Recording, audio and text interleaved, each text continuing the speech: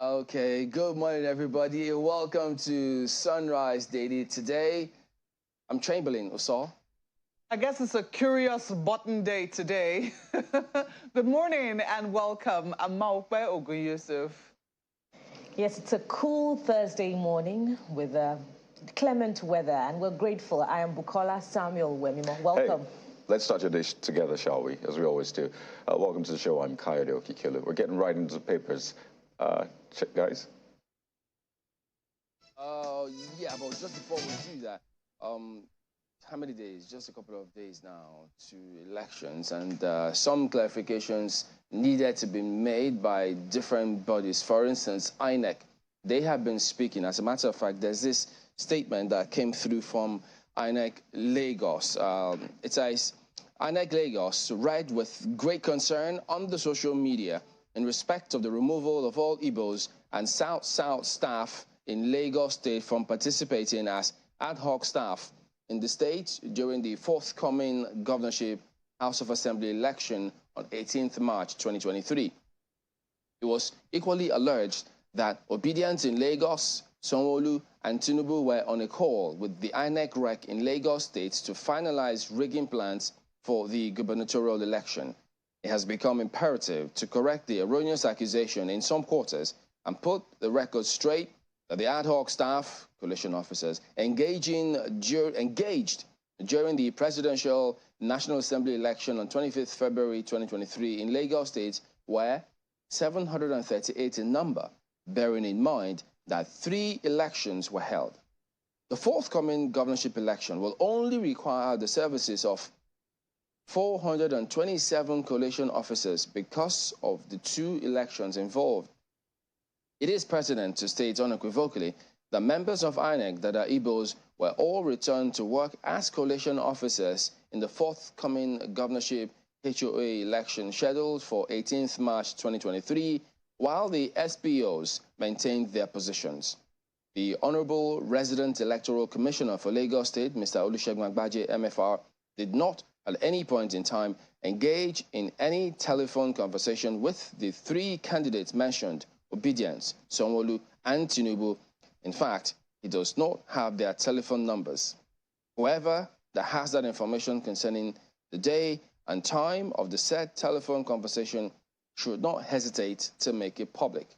Going from the above frivolous allegations, it is obvious that the orchestrated stories were fabricated to impugn INEC and taint the reputation of Mr. Olusegun Agbaje, MFR, the Honorable Resident Electoral Commissioner, INEC Lagos State. Without mincing words, Mr. Olusegun Agbaje is a man of integrity, sincerity, fully committed and dedicated to the services of the Commission and the entire citizens of Nigeria, irrespective of ethnicity or political affiliation.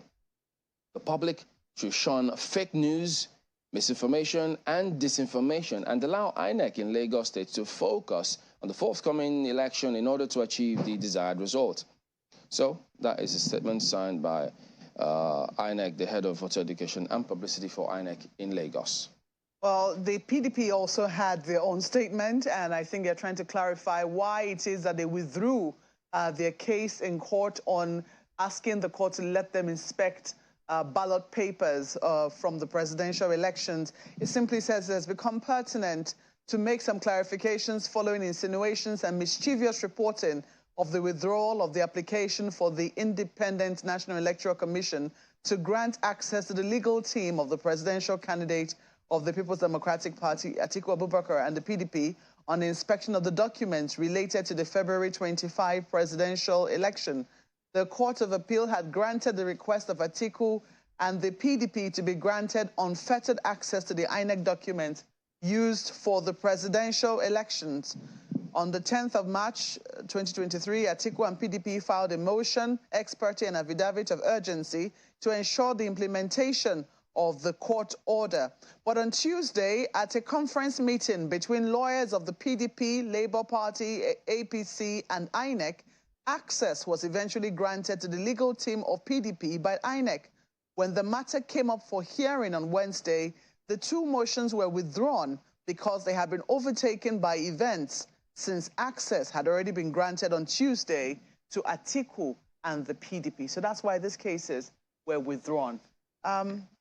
I guess a lot of clarifications going on, and furthermore, I think people need to put their ears down, and, double check that news that you see on your WhatsApp, on Twitter, double check it. Don't run away with it. Don't share what it is that you're not clear on, please. It is important.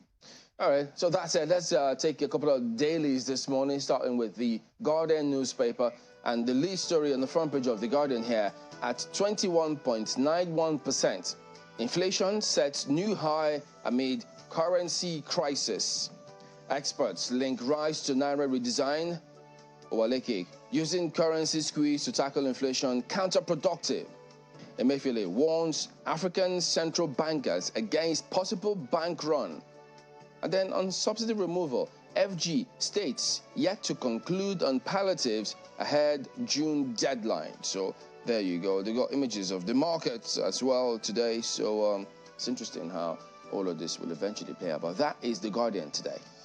Well, Daily Trust is the next one here, and they also focusing on the inflation figures. This is how the lead story goes. Energy, cash shortages push inflation to 21.91%. Kwara, Imo, Lagos paid more for food in February. Traders skeptical about old Naira notes, want Buhari to address nation. So people still want the president to speak on the matter. It's not enough for him to give instructions to the CBN or for him to say, oh, CBN knows what to do. So they still want the president to address the nation. Mopping up Naira, not sustainable way to tackle inflation. That's according to experts. So you find details on page 4. And look at that. As INEC deploys materials, incumbent opposition in last-minute moves. Today is the last official day for campaigns for the governorship election. From tomorrow, there will be no campaigning, and there will be no showing of any party logo anywhere. So by today, I hope that, voters would have made up their mind. If they know their party, know the party's logo. Don't go to the polling unit ignorant of the party's logo that you would like to vote for. We saw a bit of that at the presidential elections. Maybe some of you that know the soundtrack, you know what to do. The New Telegraph is next here today. FG will remove fuel subsidy before Buhari's tenure ends, ascribed to Minister. Hinges policy delay on polls, census, advises incoming administration to raise VAT to 10%. Nigeria to increase its oil production as Shell lifts force majeure. FG didn't envisage hardship caused by Naira redesign. There you go. So that's clearly a lot going on there. But look at this, it might interest you. Court fixes May 22 for suit seeking to stop conduct of polls on Saturdays. Oh, okay. When do they want us to conduct it? Who knows? So that's why they should go ahead and read it. It'll be interesting. That's New Telegraph. Okay, it'll be interesting to see. I don't know. It's a free world. It's a democracy, right? You're free to challenge anything. Leadership is the next one I'm looking out for you. And they are focusing heavily on politics. Looks like all is not well within the NWC of the APC. The headline says, crisis rocks APC NWC. Omishore Lukman fight dirty over Osun campaign funds. Wow. National Secretary threatens 500 million naira libel suit against vice chairman. He's trying to bully me, that's according to Lukman. Party keeps mum over crisis. And as if to illustrate whether they're fighting dirty or not, look at that picture. You see a minister pointing, and then the Minister of Works and Housing is saying, you mean, are you talking to me? I mean, I'm just saying my own. The picture's usually worth more than 1,000 words. You can read into it what it is that you want to read into. Maybe they're just having a conversation. Look at all the stories there on the corner of the paper. Direct CBN to make Naira notes available, Southern Middle Belt leaders tell PMB. That is on the corner of the paper. And just on top of the nameplate, 17 die in Bauchi auto crashes. Wow. They continue to raise this, the fact that we need to pay attention to safety. and Emir Bayero cautions against do-or-die politics. A very telling statement, too, by former President Goodluck Jonathan yesterday about, what leaders need to do when you don't win. He says, if you don't win, go and sleep. You want to serve us. If you don't want to, you will not kill us before you serve us. So absolutely. If the people don't want, if you're very ambitious, it says go to business, go and do business. But, I mean, let us see how it matters. Maybe we'll be able to take that track sometime within the program. Oh, yeah, eventually. Well, that wraps it up with a look at some of the dailies here this morning. We're back in a moment. Stay with us.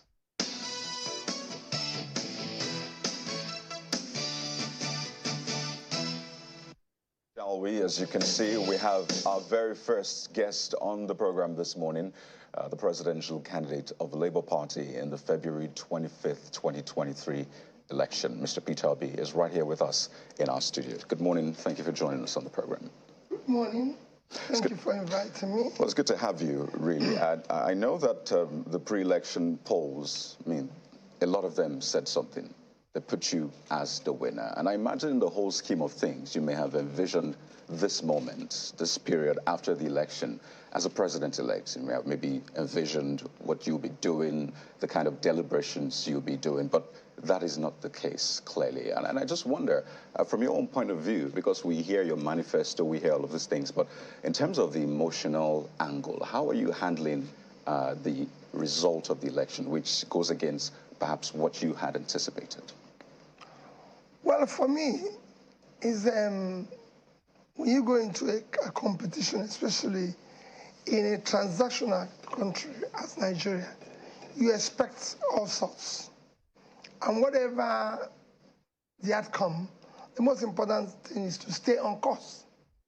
And for me, I'm on course on this because we've seen probably what I consider the worst election in our recent history because of the electoral law of 2022, which gave so much hope, and the huge expenditure we put into technology.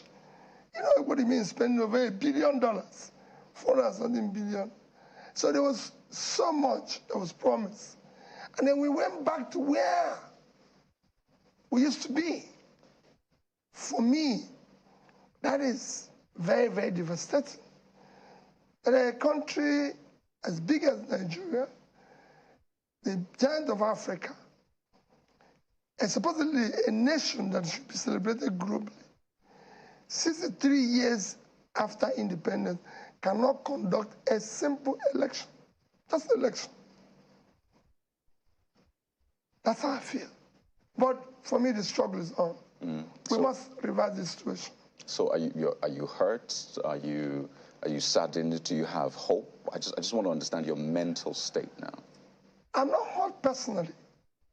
I'm not saddened personally. But I am for my country and the future. It portends for the young ones and the future generation.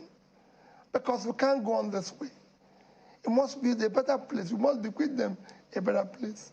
It is about the future of the society. We have, my generation will say, we've lost it. But we must build a better place for them. And that building the better place is why I'm saddened. Because a simple thing as conducting an election. I can assure anybody that if today I'm in service, Nigeria will not spend near what was spent, and we'll have a first-class election that will be celebrated globally. Look at the editorials globally all over the newspapers, starting from the Financial Times to the Economist to everything, to Chatham House, institutions that don't make comments, is not making comment, bringing us so low in Committee of Nations. Even one of the rating agencies downgraded our rating. Already a junk rating. Why bring us that low again? Which of the ratings do you refer to? Let me remember. I'll remember it because of this, because I have quite a number of them. Okay, I just also want to understand, because this is not your first time participating in elections. I mean, you've participated in governorship, you've been a running mate, and a lot of people have spoken about previous elections. You think that this is the worst in the country's recent history? Yes, it is the worst because of, like I said, remember, I said because of the law, the 2022 law, that gave so much hope when it was passed, because all those loopholes and difficulties we used to have were taken care of. And then again, we invested in technology, which was supposed to make it seamless. And that was so much noise of from polling booth to server, and everybody would see it globally, and we advertised it. Go and look at the speech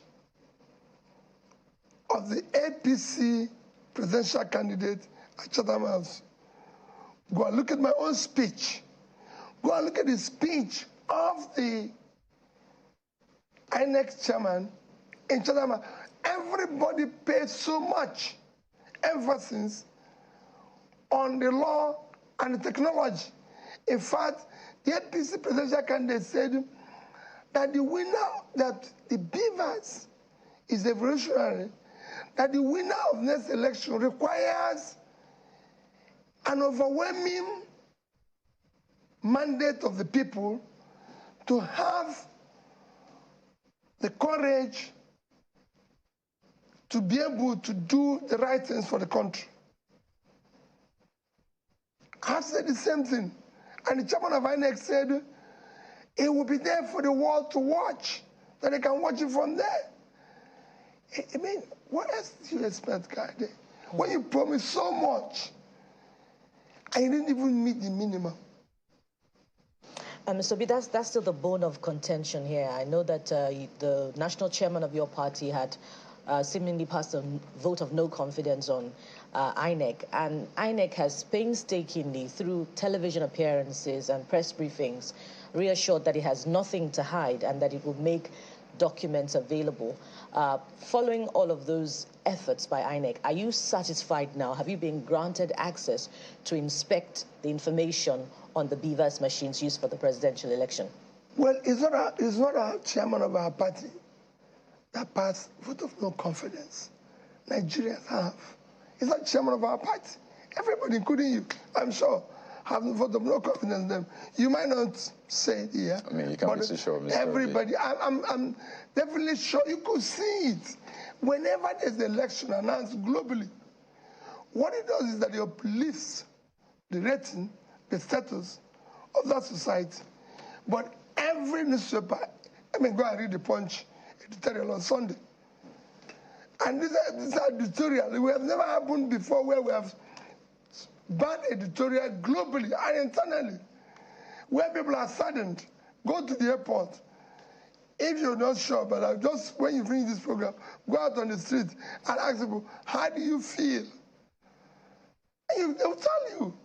So Nigerians have passed vote of no confidence, not the chairman of Labour Party. An issue of beavers and everything, we have legally, within the law, approached INEC requesting to inspect the materials on which they conducted the election. And I believe they are cooperating.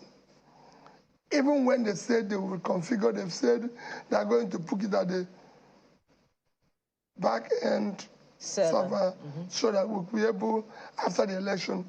And for me, we don't want to disrupt the process, electoral process that is ongoing. We want to do things in an organized manner, because at the end of the day, it's our country. But have you been granted that unfettered access now? It's just 2 days to Yes, we've been granted that, but you know they're going to do elections, so they said when they finish the election, they'll give us the ABC, which for me is okay. Okay. Let them do whatever they want to do so that we can have, you know, and I pray that this one become better than the last one. Still on the election, it was a shocker that you won Lagos. And not one, at least I've heard two members of your party say that the votes that went to the Labour Party from Lagos during the presidential election actually was about 900,000. And I'm just wondering how believable that is. You know, if the accredited number of accredited voters is 1.347 million, and you know what went to the presidential candidate of the APC, who, by the way, is also very popular in Lagos, is 572,606 votes. How possible is it that you would have secured about 900,000 votes in Lagos? So what would have gone to the presidential candidate of the APC? I can assure you that the position announced by INEC is false. It's not wrong. I don't know exactly what it would have been, but I can show you. But you have your results. Our votes are far more than that. These are not issue of contention, which I don't intend to say there, but our figures are far more than that. Because the matter is in court. And its matter is in court, so I'll leave it at that. What did we do? Because we campaigned and told the people the right things. And remember, my watchword is go and verify whatever I'm telling you. You can only draw from the past. We campaigned, told the people the truth, nothing but the truth. And they know that from our past what we're promising we're going to do. We wanted to build a new Nigeria where this Lagos will be a place and a financial center, not just for Africa, but probably the Middle East. We need a place that we will use to drive the change of Africa in terms of finance. And I'm part of that world. And the same thing is what we have done all over Nigeria. Because we have, the North would have been something where you have engine of pulling people out of poverty due to massive agricultural production that will lead to industry, that will lead to export. The East would have been a place, you can say, also of industries, I imagine, exporting also products, again, through the Port Harcourt, Akwa Ibom, Warriors, and you're doing the same thing here in Lagos. This country can be turned around as quickly as possible and become something everybody will wish to celebrate. I just wanted to be sure. I mean, your lawyers met with INEC some days ago, and the INEC chairman made that statement that there's nothing to hide. Has that changed the position, perhaps the trust? Because time and again, we saw the joint press conference after the election. Your party, the PDP, and I think the ADC had that joint conference, the chairman. You've said time and again that you don't trust this process. So that meeting, that was the initial. Do you now trust INEC? That was when we were starting it. If somebody had pronounced this what they pronounced, there's no way the trust evaporated. But they did not dealing with the lawyers. We are dealing with the lawyers. I don't go to INEC any longer. I'm not part of it. So has your trust been restored in INEC? Well, I believe the lawyers so far are satisfied. And if they are, like I said, the case is not in court. So it's no longer me trusting or not trusting INEC. There's now something between the two of us.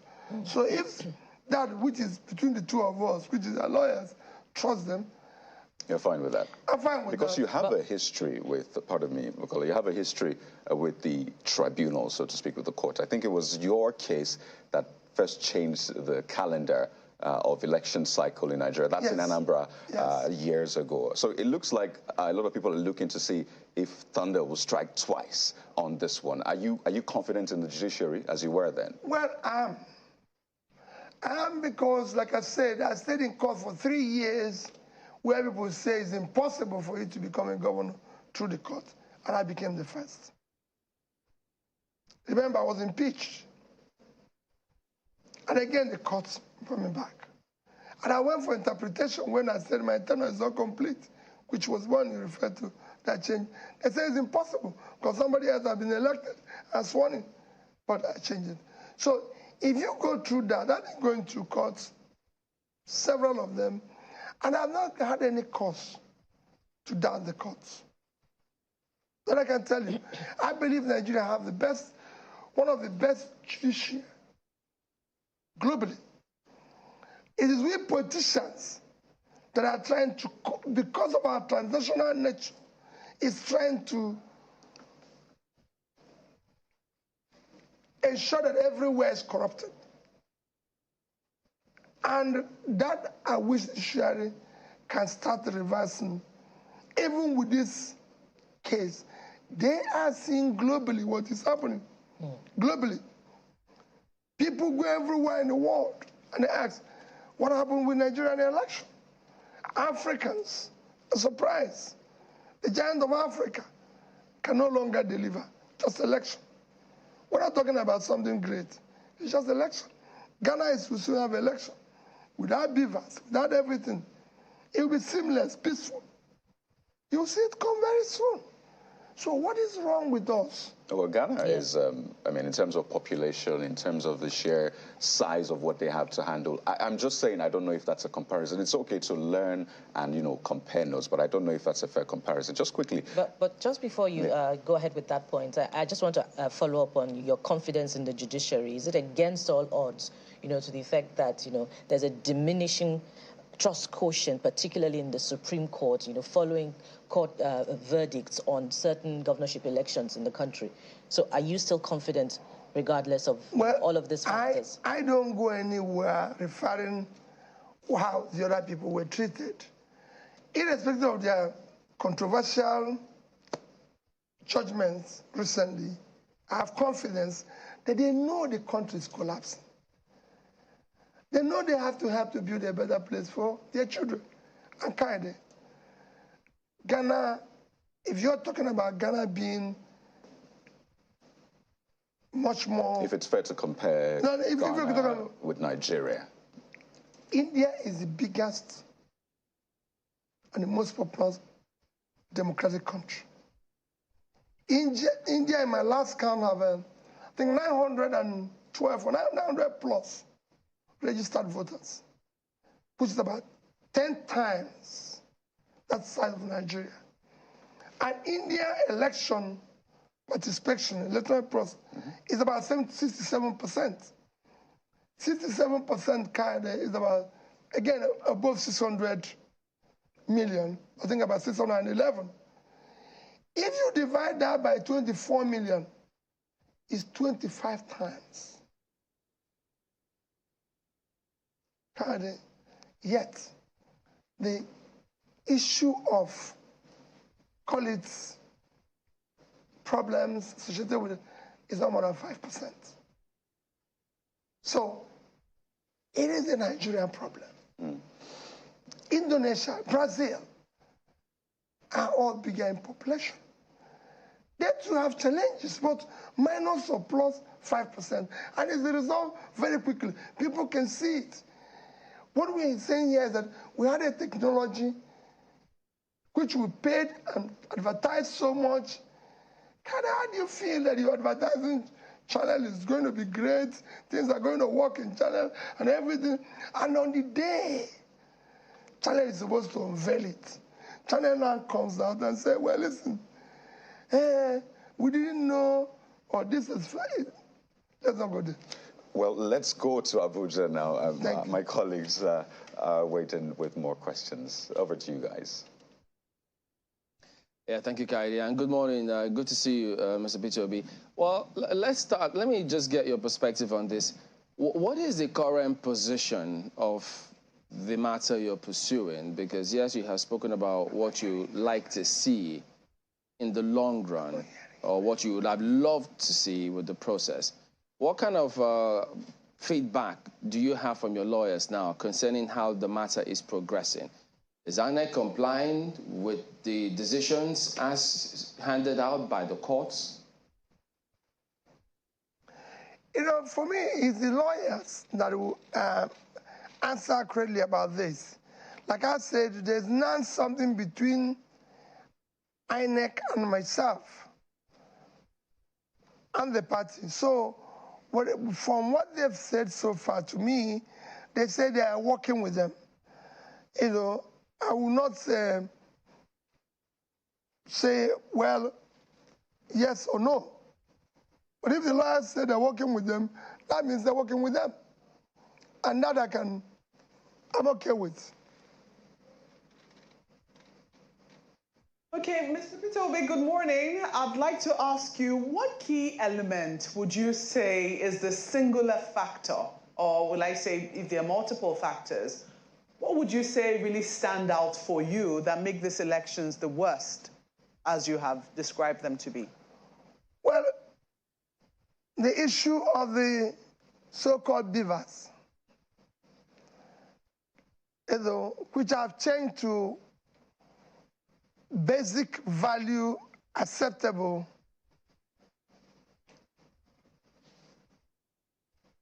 So, you have promised that you're going to conduct an election through a particular process. And that process failed completely. So that is it. So in effect, to say that the beavers failed completely, would that be accurate, considering the fact that the server you which know, we were for told, accreditation, no, the beavers worked. It was to take the pictures. Okay, maybe not completely, but it failed on the most critical aspect of the beavers. You know, it failed on. It's like a situation where you've been promised this fantastic three-course meal, and you came in with a little starter, waiting for the main meal, and they carried it away. So you can't say you have been fed, because the main thing was that going from the pulling unit to the server. That is the main meal. So they took away the main meal and said, okay, the beavers have worked, because so you can't walk out and say the meal was fantastic, because after all, they gave me the little starter, and then the main meal was not served. And that's the IREV. That's it. The main thing was not there.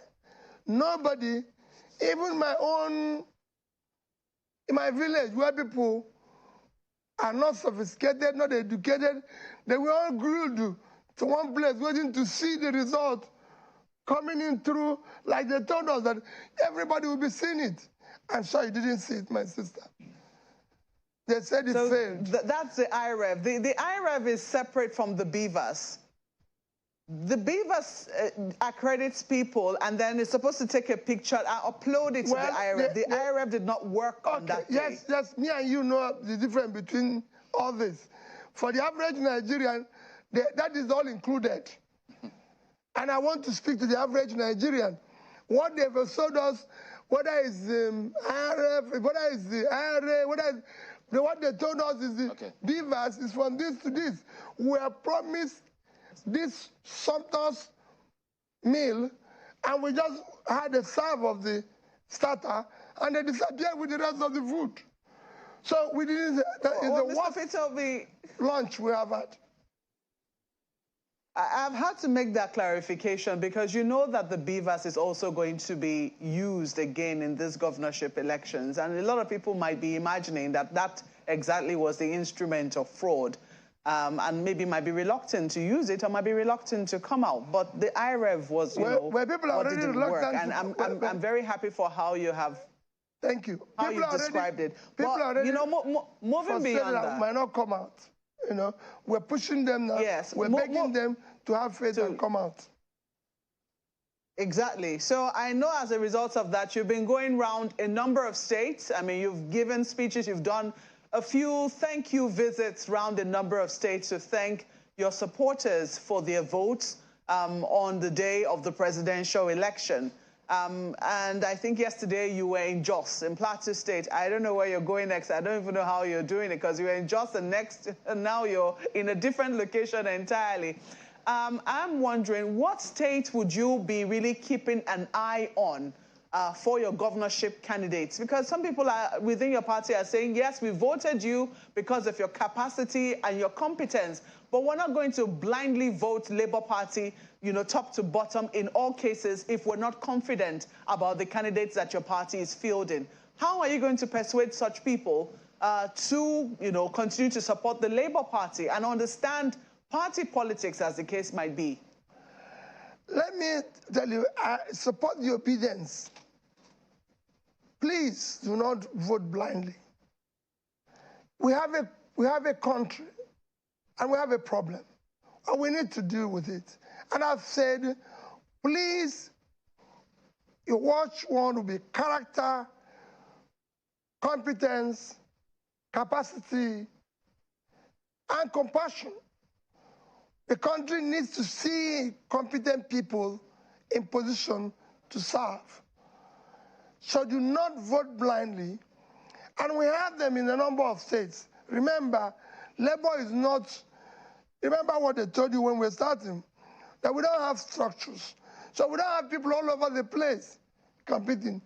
Please, we have some states where we have competent people. You can, let me start with Lagos. We have a competent hand here, young, dynamic man that can do the job. We have in Abia. I was in Jos, like you said. And if you look at it, I've visited most of all those states where I think we have competent people that can do the job. We have in Kaduna, we have in 1 or 2 states. We don't have all over the country.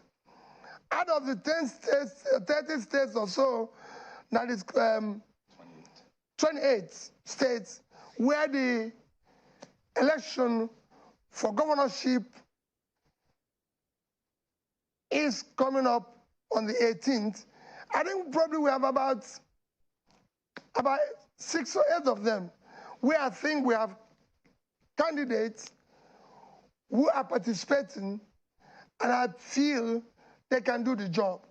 And remember, we have said that anybody that is elected on Labour Party, we're not going to sit back. We're going to ensure that it follows our tradition, our culture, and our performance indices in developing. So we have candidates across. In the Southeast, we have in Enugu, we have in Abia, South, we have in Delta, Southwest, we have in Lagos, in North Central, of course, mentioned Jos and others. So all I said to you, vote where we have competent, qualified people that can do the job. And in other areas, please do the same thing and ensure that the right things are done. Well, just one more thing from here. I mean, you ran a campaign that a lot of people didn't give yourself and your team a chance. People kept talking about the structures. Now, quite a number of them tell us they're thinking differently. Your campaign, the way it all came across, many like to see things go differently. But just to get your mindset on this, what is it that you like to see? I mean, you've spoken about you expect them to come out this Saturday and vote, expectations from INEC as well, also there as well. What immediate change would you like to see done? Because the Electoral Act didn't highlight certain things. They may have been in the guidelines, which could change. I know that some persons had gone to court about the BVA, I beg your pardon, about the voter cards, them using the slip and not necessarily limiting everybody to the permanent voter cards. Now, what would you suggest we do as a country or lawmakers look at this 10th Assembly such that we don't lose the enthusiasm that a lot of young people had coming out for these elections? Well, Chamberlain, I don't know what I can tell you that I would say there needs to be done in the immediate or what is expected. But because why do I say so is that simple things becomes very difficult in this country. Like I said, it's just about the election. All I want to see in this country is that we have a government and the people believe in the rule of law, in following the guideline. If we say we're going to do it this way, let's just do it that way. As I said earlier, I will conduct, if I'm in position, and the people will sit up in this country, I'll be able to conduct the best election without Nigeria spending 50% of what I spent in that election. If I try to spend 25% of that, because there's so many things we can do today with technology that we need to do, and other countries are doing it. We can't spend $1 billion and we're still talking about what do we need to do and what do we... There's a guideline. Follow that guideline strictly. Maintain it. All right. Now, this, pardon me, Kaide, I know that this, the president-elect and his team, they've said that they want to run, what's that word now? Government of national unity. What is it that you're willing to do? Because lots of people look up to you, Nigerians. They also want a better country. What would you be willing to do if you're called upon? Chamberlain, the first thing I want to see is that the process is right. The process through which you achieve anything is far more fundamental than what you do thereafter. I can't come into channel now where somebody has worked hard, all of you, build a team, work hard, and take it over, and then say, I'll run it better, increase your salaries, start doing things better than Chief Mama would do, and you say, that's right. But I didn't work hard for it. Let us go back first. I'm challenging the process and the declaration. Until we get it right, then we can talk about government of national unity. Otherwise, we will go and sit down and say that the people who stop the train and kidnap people also can call or invite us to discuss about peace and nation when they're having people in captive. So you're not of collaboration? No. Let's do things right. Okay. That's where we start. Until things are done rightly, you can't just go, we're encouraging what we don't need to encourage. Well, we know you have a busy schedule, as usual, and we need to let you go. So let's wind down on this. Well, there's some groups asking you not to come to Abia State. They believe that you plan to come to Abia State, and they say that, well, it's a setup regarding security, and that they supported you for presidential, so you should allow them do the governorship across party lines. Are you listening to them? Are you going ahead? I've been to Abia. In course of my going around now, I've been to Abia. I've been to most places. I won't tell you where I'm going today, but I'm moving around. So, nobody can stop. You see, these are things by our democracy. This is what I'm saying. I have governed the state, and everybody was free to move around. Everybody was free. As governor of a state, former President Obasanjo came to my state to campaign for somebody else. I accompanied him to the campaign. I was even being referred as the outgoing governor. And I'm competing in that election.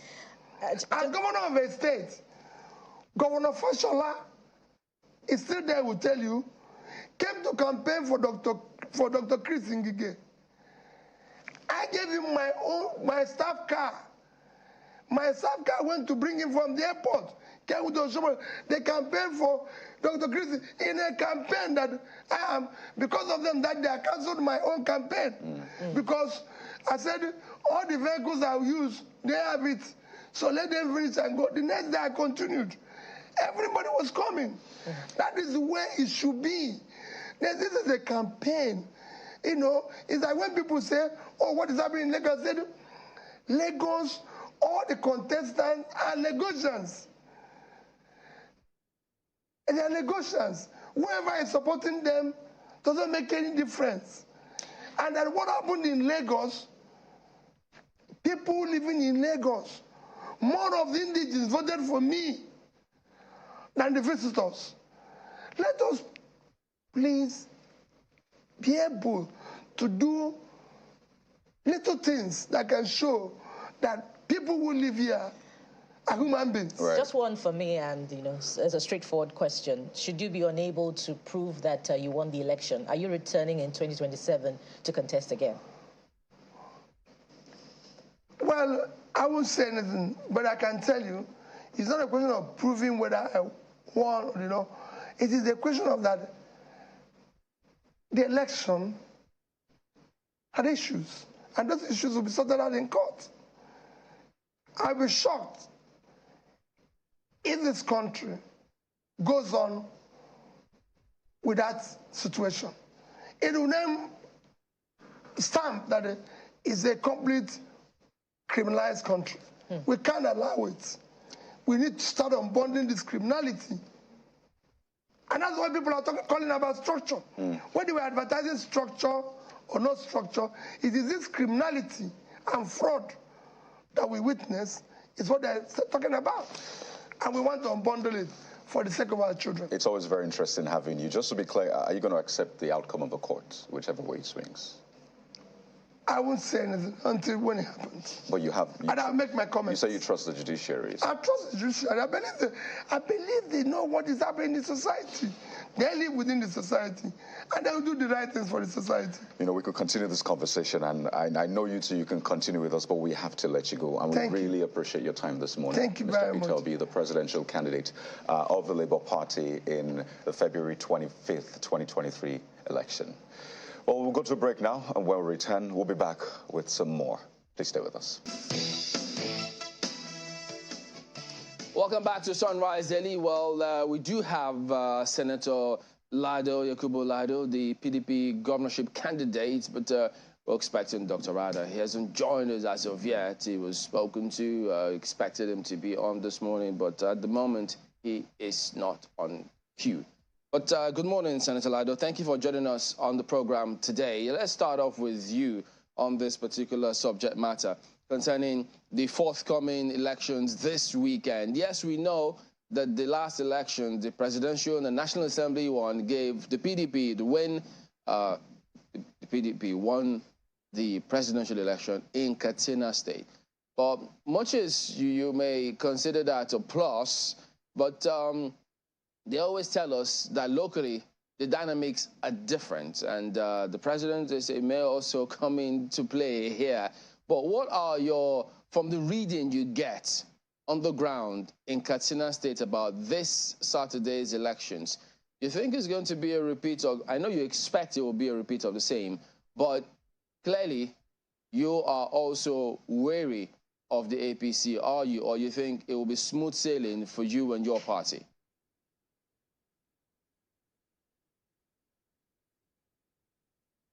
Looks as though it's okay. Can you hear me, Senator Lado? Go ahead. Yeah. Good morning.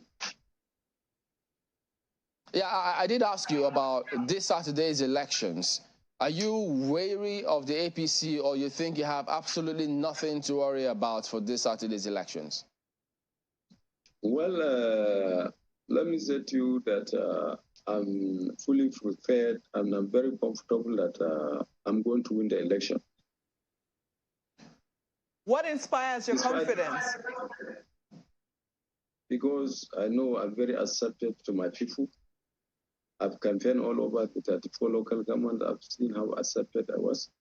And even though we face some challenges of intimidation and harassment by the government, particularly the intimidation even started by my humble self, because as I'm talking to you, my security has been withdrawn.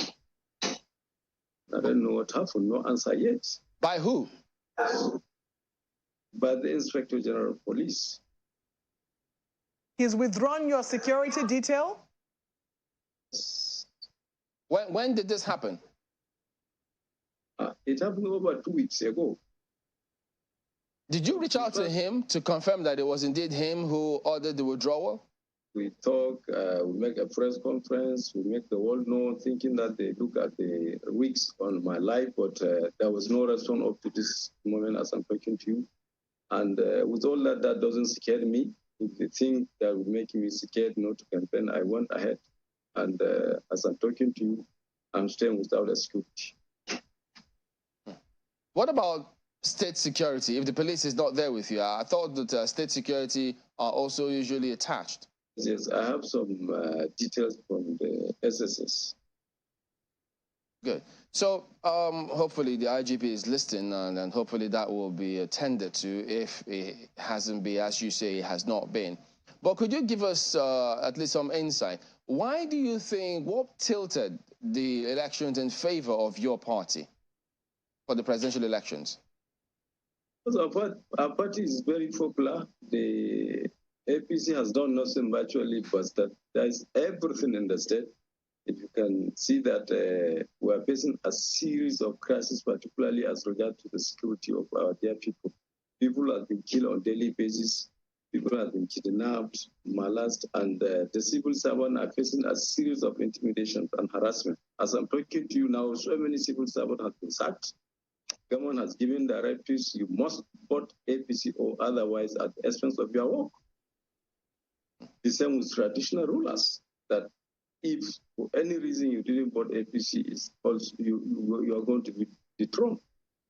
How did you do you have that? State. Is that documented or through a third party? How you got the information? Civil servant has been given a sack letter. Some has been transferred so many places that they have no option than to resign. They cannot go and do the job. So this is what is happening. It's no longer a hearsay or an allegation. It's the facts I'm telling you. Yeah, but the ballots are supposed to be open, secret ballots. I mean, how are they able to know who voted who in what area? There is a video clip going on, even by my local government council chairman, telling people that this is a directive from the state governor that every civil servant must support, and when you vote, you must show it open. Your master and the service has to record, yes, this staff has voted APC, otherwise at the expense of your work. The clip is over on the air. I wonder you didn't come across it. Is it in Hausa or is it in English language? In Hausa. Okay. That is clearly against the law. Clearly, and we'll expect that if INEC is listening, if INEC has seen it. You know, what is happening really in Katsina is something else, because they are trying to enslaved us, which we are calling on our people to resist. All this harassment and intimidation will not make us weak or feel fierce or give them chance to win us. We hope we are very confident that we are going to defeat them. But I hope your supporters will not interpret that call for them to be violent, because it has to be peaceful conduct of elections. Our people are very law-abiding citizens, and we are always calling on them to remain calm and focused and make sure that victory emerged. What do you think, because you have said that your party is very popular and that you have been able to campaign across almost all of Katsina, if not the whole of the entire state. What do you think has been the major failing of the APC in Katsina that has now given you an edge over the party? There is a lot, because the APC government virtually has done nothing. Rather, they bastardized all the development done by the PDP government. PDP has really done a lot. There was no sector that you cannot see a development of the PDP government when we are on power. But unfortunately, when this government come on board, they bastardized everything. If you look at the insecurity aspect, our people are being killed on daily. I think the connection, it's a bit wonky. Yeah, so we'll correct that and sort that out. Hopefully he joins us sooner rather than later. So, well, clearly, one thing that he did say there is that his security details had been withdrawn by the IGP on the orders of the IGP. He said about 2 weeks ago, they've held press conferences, they've gotten to try to get across to the IGP's office, and nothing. So if the IGP is listening, did that come from your office, IGP? Well, everyone is listening to this, so you need to speak up on that matter, because it will come across as though the office of the IGP is doing something untoward. And then the part where he says that persons or the states or agents of the state, and asking people when you vote, you must show it. That is against the law, clearly. And you know, but let me just highlight this. You remember the day we had the verdict, and then we were talking when we saw the president vote? After the president voted, and he lifted his ballot. So that's why when we say some of these things, there's a reason why we say some of these things. Now, people would have seen that and think that that is the right thing to do. So they will take a cue from that. And that's why they will tell persons, and he says it in Hausa language, when you vote, you must show it. And I think this is where INEC also need to come in here and make a statement or two about reminding us all, yes, us all, about what the Electoral Act stipulates, the guidelines, what they expect of us all when we go out there to vote, no matter whose ox is God, because no one is above the law. They were elected to come, and I like to say they are our servants. Indeed. So after 8 years max, those who are elected at the executive level, they leave, and another group comes in to serve you and I. Maybe this is the point where we look for that President Goodluck Jonathan Strack and highlight it, and play it, because he says that, you're there to serve the people. If the people do not want you, go home and sleep. If you're so ambitious, go to business. Go take your ambition to business. Do not bring violence into politics. If you really want to serve the people, you will not kill us. Those were his words. You will not kill us before you serve us. Exactly. So I don't know. I don't understand the desperation. It is, because this kind of tactics, if they're verified, certainly smacks of utmost desperation, where you threaten people, you tell them that their jobs are at risk.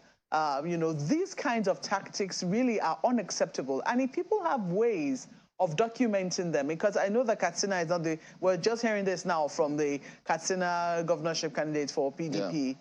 In a number of other states, we've been hearing, whispers that these are the kinds of things, these are the kind of methods that are being deployed in some areas. Flyers, in some instances, have been done, telling people this is about your job as well. So those kinds of things are deplorable, and I think that political actors should be able to agree on basic minimums. They should be able to agree on processes. They should be able to agree on the kinds of campaigns that are unacceptable, and that they should be able to call out one another when they see those kinds of things. And beyond because it cannot just be left to morals. It also has to be, elevated to law and, the consequences when those kinds of things are flouted. Supporters too cannot be foolish, because when you go out there fighting blindly about some of these persons who you blindly support, they don't even know many of them when they say this. And so well, I think we'll have Senator Lado back. Let's get back to him on this matter. Well, Senator Lado, let's talk about security. You highlighted security, how certain things have gone wrong. But tell us then, what is it that you plan to do differently or to do to ensure that security is guaranteed if you win? This issue of security, I'm very confident and believe that when I win these elections, it will not stay longer than more necessary. It will become a history. And for me, I think it is wrong to come on air and be telling the strategy I will do to address the security, because it's like you are going to a war and you are telling the people that I'm coming with social weapons of social capacity. This is something entirely an intelligent issue. But I have the confidence that the security aspect, the security problem of the state will be addressed within a shortest period of time. All right, so much as we're not even asking you to disclose your strategy, so give us an indication then. What is it that we should expect to see? First, you have to address unemployment, fight corruption, because most of these people involved in these activities are those that are jobless people. And of course, a government of the day make it like a funded fight, they make it like a source of their income. So it's what make people feel that they are not serious. It is just a political. They only come on air and tell people that they have spent that, they have done that, they buy this, they buy that. But eventually there are no results. Senator Lado, we're asking you this question also because we know that part of the defense that many state governors have come up with is the fact that they are not directly responsible for security. The IGP, for instance, and the security chiefs all receive their commands directly from the president. So when you say that you're going to do something about security, how do you intend to get past that, will I say, that obstruction or that control put in place by the Constitution? A seriousness as a governor, as a chief security officer, providing security our dear people is one of our constitutional obligations. So I'm very confident that as a chief security officer of the state, I will have a mechanism that I will apply, that I make sure that I provide security in my state. Because those that are always putting the blame on others doesn't believe that they are serious. They are only using that as an excuse, putting the blames on either the IGP or the military people and so on and so on. While I'm very confident, I experienced these similar security situations when I was a council chairman, but with no distance time, because of the strategy I apply and the seriousness and the concern I have on it, it became a history. All right, Senator Lado, our colleagues in Lagos have got questions for you as well. Well, thanks, Chamberlain. Senator Lado, Kankara, which you represent or come from, as it were, will ring a bell in the minds of many. A lot of people remember the kidnapping in 2020 where, students, hundreds of them, were kidnapped. And just recently, again, there have been bandit attacks, attacks here and there. And I'm sure you will have chronicled all of this. Regarding that issue of banditry, terrorism, whichever term you want to use for it, what are the options you're considering? Are you open to some sort of, I don't know, negotiation? Because that has been the bone of contention. I mean, we've had governor, for example, saying, well, negotiation is not the way to go with these things. You should just go there, bombard whatever areas they're in, and get it over with, regardless of the collateral damage. Well, some have said maybe use a carrot and stick approach. But for you, having witnessed this, or at least experienced this firsthand from your people, what are the options you would be considering?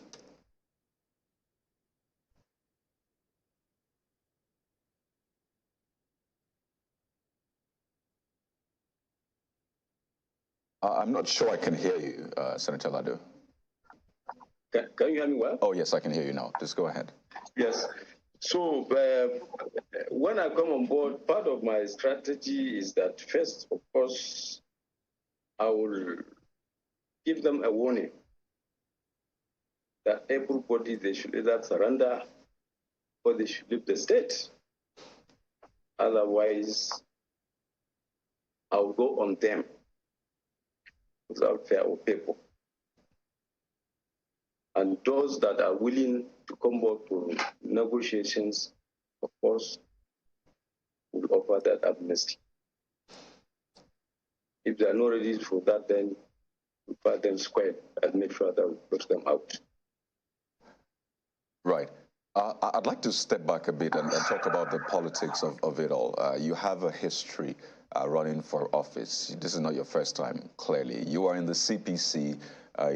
President Buhari had run in the CPC, got 12 million votes at that time. So you have a history, interestingly, with this current government at the national level, at least, with President Buhari belonging to the same party. And I wonder how that dynamic is playing out up until this point. Yes, you're in the PDP, but you have a president who is from Katsina State, who still wields some sort of influence, I imagine. Do you think that negatively affects your chance? Because there's been that cult following of President Buhari, evident by the votes he's been carrying around ever since. So does that negatively affect your candidacy, seeing that, the president, his party, the APC, has a dog in this race as well, who they will be supporting fully? Well, that doesn't mean it's politics. I was in CPC President Buhari, but we have an internal crisis. You know, it is after, I think, the National Assembly elections. My name was removed from the court. Otherwise, I believe by now I could have done with the governorship issue. So, because of that internal wranglings, you know, that's the big thing what makes me back to the PDP. And I believe I'm very popular, and I believe my people lost me because they believe I'm going to deliver a very better and quality leadership for them. That's why most of them are admiring to test my leadership. So it doesn't mean because President Buhari is from the state. Even look at the recent elections of the presidential election that took place, with all the gang up and whatever the inducement and so on, we were able to defeat them. So I'm very confident from March 18, we'll plat them down. Particularly, is your influence able to withstand that of President Buhari and the APC, seen as, I mean, he has that following, or is perceived to have that cult following? Can you really withstand the following or the support which President Buhari has enjoyed, except you're saying that he doesn't have support in the state anymore? That Buhari, I didn't get you well. My question is if you can actually withstand the support, that cult following in code, which President Buhari has in the state, particularly seeing that consistently he's been voted for in previous elections, even when he didn't win. So I want to know if you're able to withstand that support which the people have for President Buhari, except you're saying that people don't support him in the state as much anymore. Of course, yes. I know I'm very, very, very popular also. And the President Buhari is from Katsina State, and I'm also from Katsina State. He is looking for the president, I'm looking for a governorship. So as people believe in him, there is also people that believe in me. And the President Buhari issues, it has taken by events. All right. Well, the connection has been a bit tricky, but we have to wind down now, Senator Lado. I just wanted to quickly speak to this. You've been accused of diverting party funds up to the tune of 1 billion naira, and said that that's why the party didn't perform as well as it ought to have performed. They thought the margin was going to be more. He said that party agents across the local governments and the wards had not been paid their transport allowances and other logistics. Is that true? You know, those is just a mere allegation, because which money are they talking about? I don't know any money that they are talking about. So it's those people that were asked before and now has moved to the APC. Those are the people working for APC. So they can say all sorts kind of things to think they can use that to divert our attention towards this 18th March election. And we are very focused. That doesn't concern us at all. All right. Well, the coming days will clearly tell, but we'll have to thank you so much, Senator Yakubu Lado, the PDP governorship candidate in Katsina State. Just to mention that we did invite and we expected the representative of the APC, the governorship candidate, to be on the program as well, but clearly it's a no-show. But I'd like to thank you so much, Senator Lado, once again for your time. Thank you. Well, we'll go to break now. When we return, we'll still have more for you as we count down to Saturday's governorship and state assembly elections. Stay with us.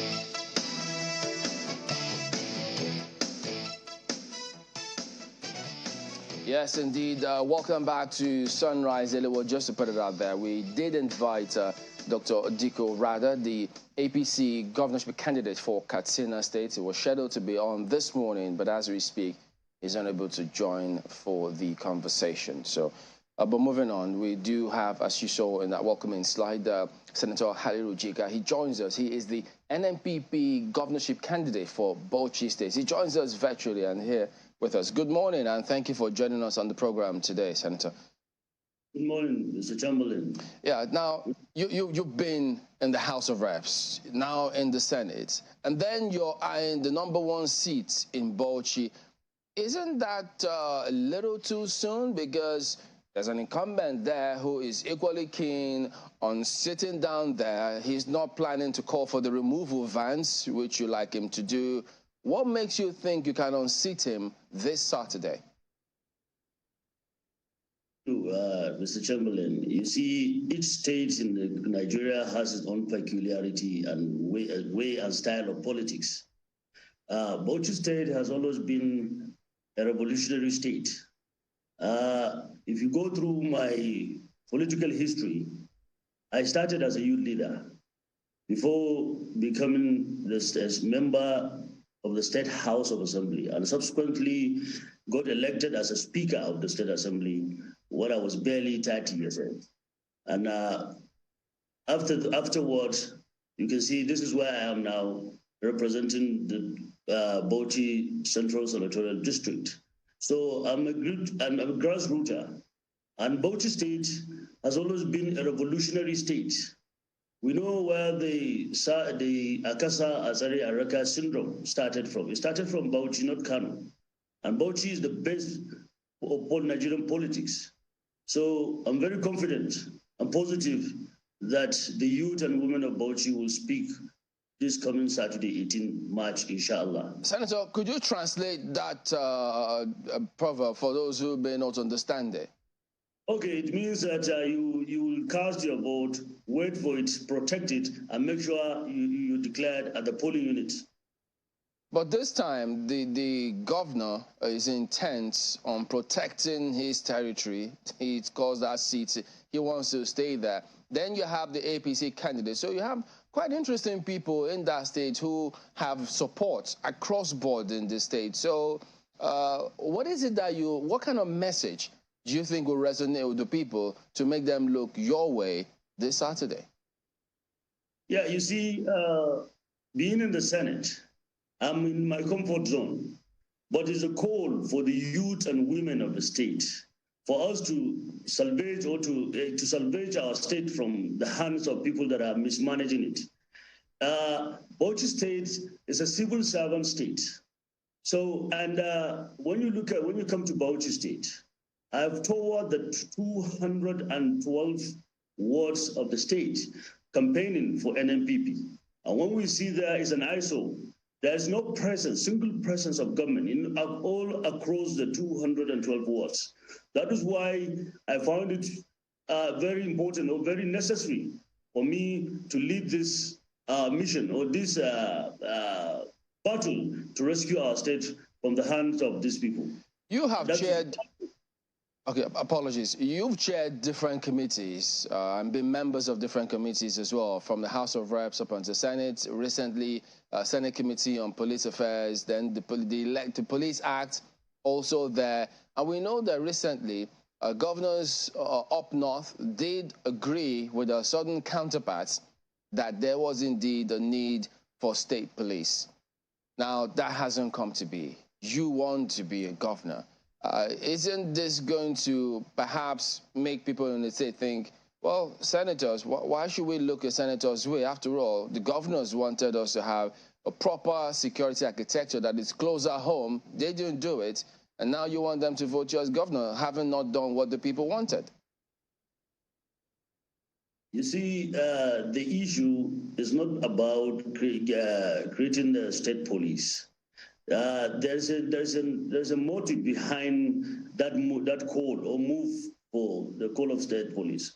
What we have in Nigeria, the Nigerian police, we need to fix that first. I always give this example of South Africa, with a population of just about 50 million people in South Africa. South Africa today have over 2 million police in South Africa. Nigeria will have over 200 million people. We have less than 500,000 policemen and women policing this country. We don't expect them to perform magic.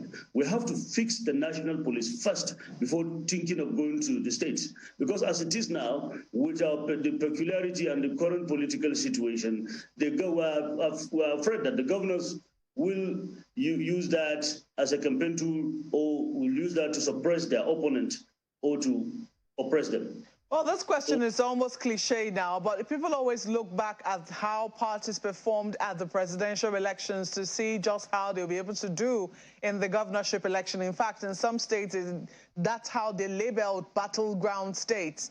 Bauchi will be interesting, but the NNPP didn't quite have a great showing in the presidential elections. So why do you think that your party would all of a sudden gain popularity in the governorship elections? I don't speak of peculiarity. Bauchi State, we don't do our politics based on party basis. We do that on individual basis. It's about the individual. You may recall that the last election, the present governor, the sitting governor, came under the platform of PDP, People's Democratic Party. And without the support, without the membership of the national, without getting any seat from the Senate, and over about 9 members of House of Representatives from APC, and yet he became the governor after the presidential and national assembly election. So Bauchi State, we don't vote based on party inclination. We vote based on individual capacity and who we think is for Bauchi people. It makes the elections even more interesting when you now have, very strong oppositions, as we're beginning to see in our central elections. I'm just wondering, but what people are saying is that it will seem that even then, opposition is stronger when it pulls together, rather than, especially in trying to unseat an incumbent. In your own analysis, don't you think that because right now you are senator for Bauchi Central, to try and get 2 other major senatorial districts will be certainly a Herculean task. Don't you think that you should have been merging or seeking alliances from other parties that might be strong in other areas? When you look at my political pedigree, you will see that this is going to be the 5th time I'm going to participate in an election, and I've won 4 out of those 5 times I've contested. So it shows you the kind of confidence that the people of Bauchi State will have on me. And those 2 other opponents, the other one of the APC is a greenhorn. He has no idea of the rules of the game or how the dynamics of the game. And even this one, how will I call it? I'm a senior senator, and he has just stayed only 2 years in the Senate. So when it comes to... It's interesting you call a former chief of air staff a greenhorn, but let me... Greenhorn in this field. I'm the general here. Okay, that's fair enough. I'm just a little curious as to what exactly you intend to do when it comes to governance. We know that Bauchi has a problem, in terms of getting children into schools. It has a problem of young people who are unemployed and have formed gangs. Sarasuka is a major phenomenon in Bauchi State. How do you intend to solve the problem of Sarasuka in Bauchi State? You may recall that during my time as the Speaker of Bauchi State, presiding over the Bauchi State House of Assembly, we passed a resolution and we enacted an act to establish the Agency for Youth and Women Empowerment, just to address that issue of the restiveness of the youth in the state. That the major function of that agency is to provide skill acquisition and grant to all the women and the youth of the state that has addressed, and during that time in 2007 way up to 2011. So that issue is adequately captured in our action plan, the NNPP. Listen, inshallah. So, Senator, as we wind down on this one, if you win, you go to Government House straight away. If you lose, what happens? Life goes on. You don't go back to the Senate, or you wait for the next 4 years? Yeah, I have to. But inshallah, I assure you, the victory is mine. Come Saturday 18, inshallah. What would you say will be or can be the deciding factor for this Saturday to determine who wins? Yeah, it's easy. I told you my support base is all about youth and women. And we did not decided to just join the race uphead. We've looked at the Bauchi state in perspective. Technically, we've come up with a workable plan to have a new Bauchi state that will work for everybody, irrespective of party divide or religion or ethnicity. That is what Bauchi needs now. Bauchi state is a civil servant state, and we have to diversify and look at some ways of bringing more internally generated revenue and stimulate the economy of Bauchi state. This is our main target, inshallah. I know that this last elections, we saw people in the state voting late into the night. It is indeed a unique state. They can vote a sitting governor out. They can vote a sitting governor to stay in. We've seen that happen before, meaning it can happen again. So for such people, they want to be sure that their lives are secure. What is your blueprint to guarantee security of lives and property? You can see, Chamberlain, all my political life, all legislative life has been about security, security, security. In the House of Representatives, I chaired the Committee on Police Affairs, and the same thing in the Senate. I still chair the Committee on Police Affairs. So that is to show you that I have some technical idea, I have some idea of how to go about security in the state. Bauchi State, as I told you, is a landlocked state. It's one of the only states in Nigeria that is bordering over 9 states. You have Kaduna and Plateau, Kano and Jigawa, Yobe and Borno, and Taraba, Yola, and Gombe, bordering Bauchi State. So we'll have to open up the states, because as I speak to you, there's no even access roads across all the 212 wards in Bauchi State. I had the governor giving you fictitious figures and misleading the public. I assure you, that narrative is going to change in Bauchi State once APC NNPP clinch the ticket come this Saturday, inshallah.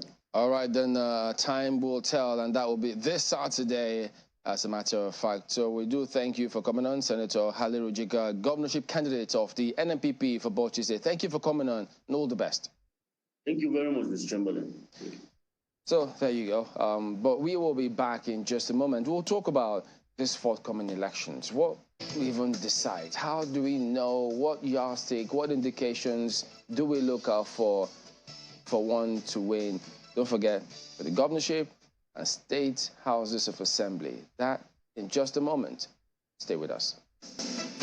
All right, welcome back to Sunrise. Yes, Cynthia Bamalu joins us. Thanks. She is the program officer for Yaga Africa. She'll forgive me even if I make a mistake, which I did. Good morning, Cynthia. Good to see you anyways. Yeah. Good morning, Timber. Well, election matters just all over our heads, so you could understand that sometimes. But for this Saturday, look, any candidate you speak to, they'll always tell you they'll win. All of them. Even the one that joined politics yesterday will say, I'm here to win. I need to win it. But, I mean, your team, you look at some of this data on a regular basis, so and then probably that's one of the best ways to tell history, and then probably to look ahead in terms of what has happened before, what could likely happen. But having looked at all of this, just take us through probably an enlightenment scenario, what people need to look out for, what even determines who wins, what are those factors or key indications? Start from wherever you want. Yeah, so on Saturday, March 18th, we'll have governorship elections and state assembly elections.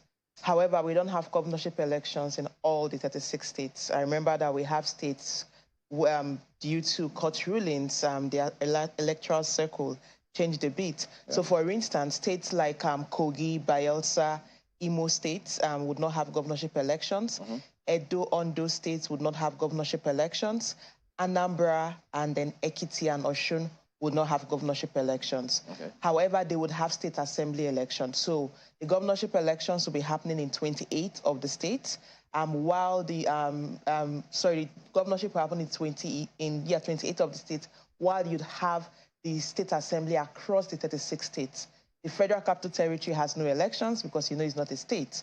And so those are where would be a lot of attention would be. I'm sure channels would be in all the states of the governorship elections. That's where the... You're right on the money.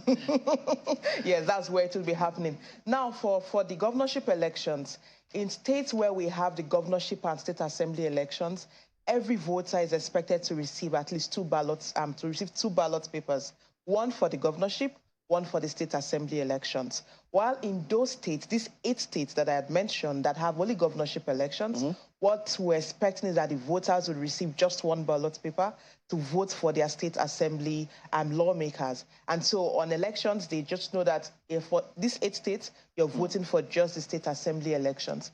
Now, for the elections on March 18th, there are specific requirements to win the party and to win elections for governorship elections based on what the Constitution provides, but there are also important requirements to win the state assembly elections based on what the Constitution has also provided. And I think that's where it gets a bit tricky. And when you talked about candidates who are contesting, can they win the elections? Because it's beyond just winning a particular region of a state. Now, the beauty of the Constitution, or rather the spirit of the Constitution, envisages that for every state governor, that there is that requirement for the governor to have to win with some spread in the state, because, you know, states are not homogeneous. States have ethnic diversities, religious diversities, and because of these diversities, the Constitution wants that for everyone who wins an election, that there's some level of representation across respective lines, be it ethnic lines or religious lines in the state, which is why for the governorship elections, to win an elections, a governor is a candidate who contests in this election. For any candidate to be determined as a winner would first need to secure majority of the votes cast, which is the highest number of votes. So majority of the votes cast. However, in addition to that, such an individual is expected to secure at least 1/4 of the votes, or what you call 25% of the votes cast, in at least 2/3 of the local government areas in the state. And so, for instance, if we have, this is the map of Ondo. I didn't want to use any of the states that have governorship elections so that people would not think I'm biased. But yeah, so this is a map of Ondo State, for instance. Ondo has 18 local government areas. And so for any governor to win in a state with about 18 local government area, using that example of Ondo, the governor would need to win highest number of votes, so majority of votes cast, and to win at least 25% of the votes in 12 local government areas. And so for those of us who are good in mathematics, if you're in a state with 30 local government areas, just go and do what is 2/3 of 30. If you're in 20, what is 2/3 of 20? And that is the only way a candidate will be declared. Now, the Constitution also imagines a situation, a scenario where a candidate may secure majority of the votes cast, but may not secure the required spread. That is a 25% in 2/3 of the local government areas. Now, in such an instance, what is required is that the Electoral Commission would appoint a date for a runoff. Now, the Constitution provides that within 21 days, where a candidate does not have the required spread, within 21 days, a second election will be conducted, which we call a runoff elections. But these elections will be conducted between two candidates. First, the candidate who scored the highest number of votes, and secondly, one among the remaining candidates who secured the majority of votes in the highest number of local governments in the state. And so there is no guarantee that the second candidate with the highest number of votes would be the candidate on the ballot for the runoff elections. It could be the third. It could be the third. What is important is that you have the highest number of votes in the highest number of local government areas.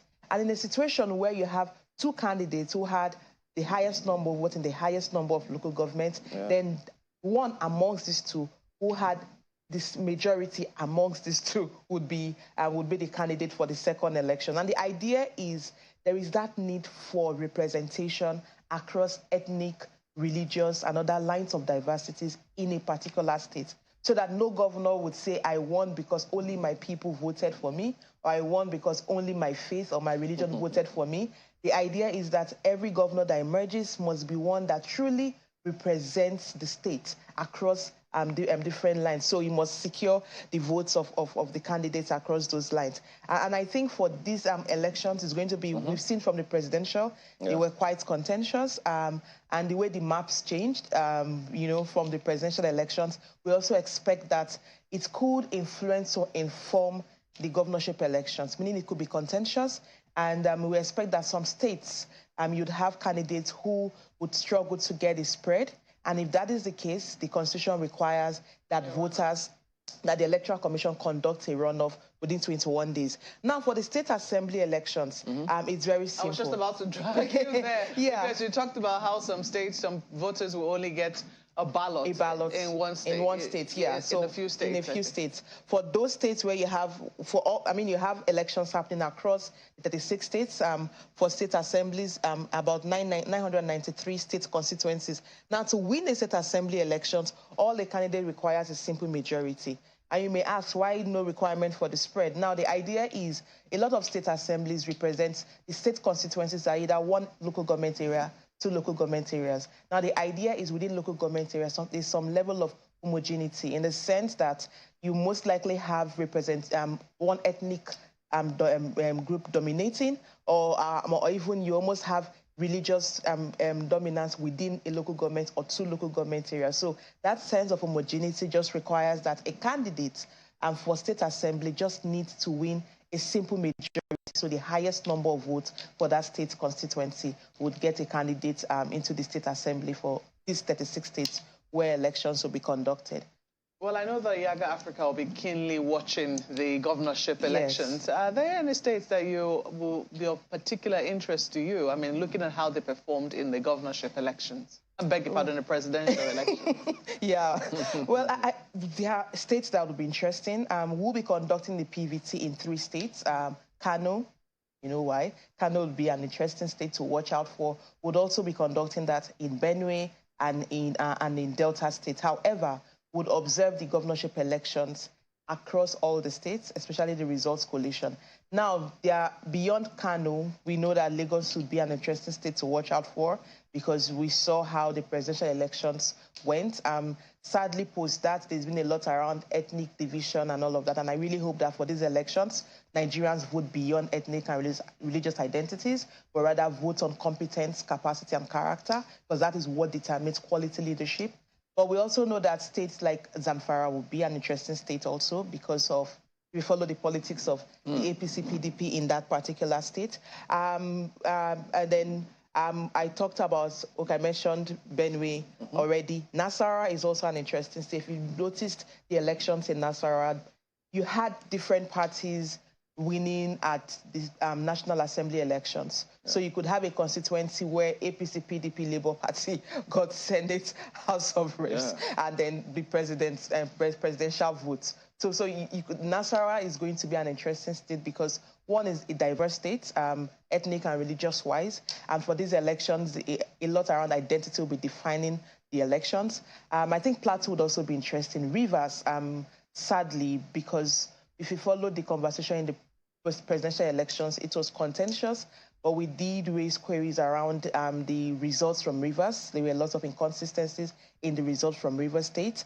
We've also seen pre-election violence in the state, and we think that is going to be quite contentious. What about, is there any latest development concerning some states? Because I think we heard in the news how they said they didn't want any observers, they needed to leave. What's going on with that? Yeah, so I think that was a report from Adamawa, for one. However, we got reports yesterday from our state coordinator that the governor reviewed the directive and said observers can... Adamawa or Zamfara? No, Zamfara was before the elections, Zamfara earlier. Adamawa was post the presidential elections. There was this directive that CSO and NGO activities were banned in the state. So the reversal we had was for Adamawa. We've not gotten any update on Zamfara. However, we did have observers who observed in Zamfara. We only had an issue within our observers, and we had state security coming in and requesting for if we had the permission to train observers pre the presidential elections. And we just said, well, we are accredited by INEC. We don't need to get permission when we know that there was no major security threat. However, Adamawa had said observers cannot, but this didn't make it to the news, because we were expecting that the way the first directive made it to the news would also have the review to the news also, just so that you don't have overzealous security personnel harassing observers. But it just shows that governorship elections would be, if not more contentious than the presidential. If you remember, in 2019, we had governorship elections that were more inconclusive. You know, some of them ran beyond the dates because they were inconclusive. We're hoping that this time around, INEC sticks to the rule when it comes to deployment of the beavers, that they ensures that it's 100% deployment, that they are used optimally. The result portal, we also hope it is used optimally this time around, and that there is early commencement of polls across board. That it's even used at all, because, yes. because well, the key was that it wasn't used at all. For the presidential, there was a lot of delays, but we're hoping that this time around it is used optimally across the states where we have elections. But for the voters, you know, for post-elections, a lot of voters said we wouldn't vote. Some of them were breaking their PVCs, which is wrong. Yeah, you don't break your ATM card because the ATM the machine did not give you some money. And so why destroy your card because you were unhappy with the process? I think for voters, it's important you protect your PVC and please vote. These elections are even, if not more important than the presidential elections. Let's go to Lagos. Yes, thank you, Chamberlain. Cynthia, I'm just wondering, you know, when you talked about the conditions for a runoff election in the governorship election, in the extreme case where, you know, there are two candidates that have majority votes in 2/3 of local government, what will INEC then do? Which of the candidates will INEC pick to be the second candidate for the runoff? Yeah, so in a situation where you have two candidates who had the highest number of votes, highest number of local governments, that is in determining the second candidate for a runoff, the Electoral Commission would identify the candidates with the higher number of votes. So it could be by one vote. And the idea is when you have two candidates, there's no way you would have two candidates with 100 votes exactly, and then they have the highest number of votes across the local government area. There's always a likelihood that one of them would have, even if it's just one vote ahead of the other candidate, that is the candidate that would be the second candidate on the ballot for the runoff. Just hoping again that there'll be no variation, no candidates, two candidates with the exact number of votes in the 2/3 local government. Also, in terms of, you know, the result of the governorship elections, we've had Mr. Mike Igini express concern that there are some local governments, some states with local governments that have odd numbers rather than even numbers, and this scenario could present a difficulty in calculating, you know, the results of elections in those states. What would then be, you know, the choices available to INEC, you know, to adopt in determining the outcomes of elections in those states? Yes, very valid point. So you have states with, for instance, 20 local government area. I think Lagos has 20 LGAs. It means 2/3 would be about 13.3. I hope my math is correct. So it gives you a decimal point. And I think there's that worry around what happens in states where the local government numbers are odd numbers, and once you do the calculation, it gives you it ends with a decimal point that either requires a rounding up or what have you. Now, what we've learned from previous elections is that INEC is empowered to make that determination. And so in instances where, for instance, you have a division that gives you, for instance, 12.5%, our mathematics, the little knowledge of arithmetic is that once you have 0.5, you could round it up. Now, that is left for the Electoral Commission to decide or determine. And we know that there could be that likelihood. I gave an example with Lagos already. However, if I'm working with maths, if it's less than 5.5, you just stick with the number. You don't need to round up once it's less than 5. However, INEC will determine or decide that, and we wait to see what the Electoral Commission would decide in case we run into those kinds of scenarios.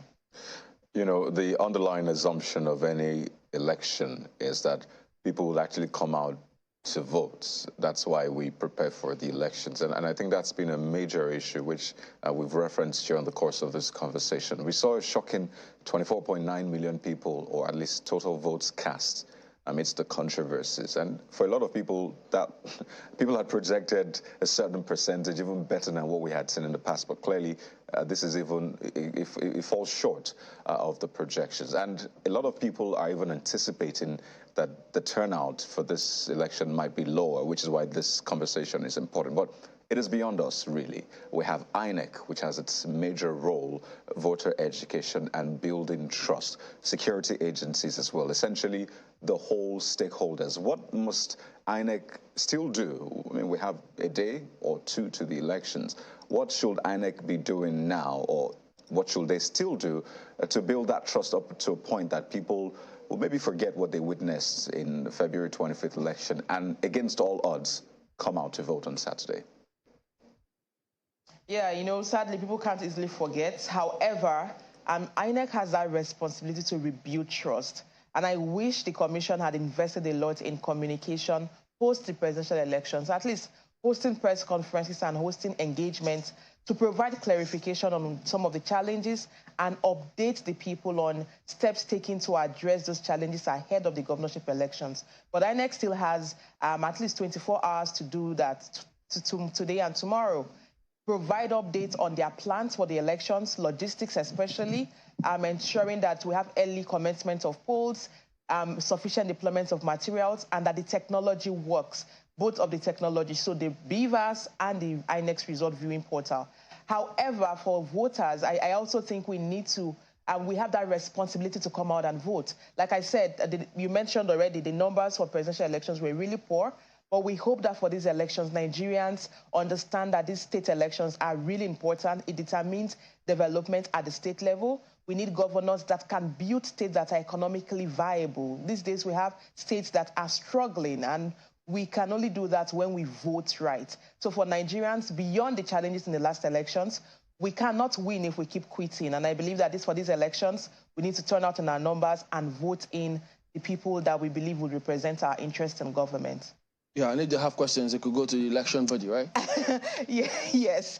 If you have questions, election body is there, and it provides you, simplified information around the electoral process. For us, information is key for elections. If you just go, it's a WhatsApp chat. You have the numbers on the screen, or you use the link. Once you type in hello using the number, you have a response, and you have a list of issues that you can identify where your issues are. You just send a response, and they provide you all the answers that you need. So the numbers are there: 0906 283 0860 on WhatsApp. Just put it on, and election bodies, it's like your friend providing information on the elections. Yeah, they need to remember their vote is their power. Yes, please, please. Make use of it. Please vote. All right, Cynthia Mbamalu, Director of Program, Yaga, thank you for coming on this morning. Thank you so much. Let's see some messages. Look, let me start from the rear. There's this one. Okay, let me see. Okay, that tweets, actually. Okay, I'll take it from the top then. Alpha Cross. Is that the one we've got? No, this is education. Yes, let's stay with that one. He says, I'm having positive vibes about the March 18 election. So whether you're celebrating or smarting from the last elections, please go out one more time and complete this cycle of your responsibility as a citizen. And he says, God bless Nigeria. That's a very important line. I say amen to that. I'm going to quickly take this one by Law Alpha Cross, who says, political parties and their candidates seeking for elective positions should remember the peace pact they signed ahead of the polls. This advice is necessary in view of desperation and perceiving in the polity 2 days to the Guba and State Assembly elections. Well, that's the advice from Law Alpha Cross. And this is another important one from Henry Okeke. He says, despite the outcome of the 2023 presidential poll, the Labour Party presidential candidate is showing extraordinary sportsmanship.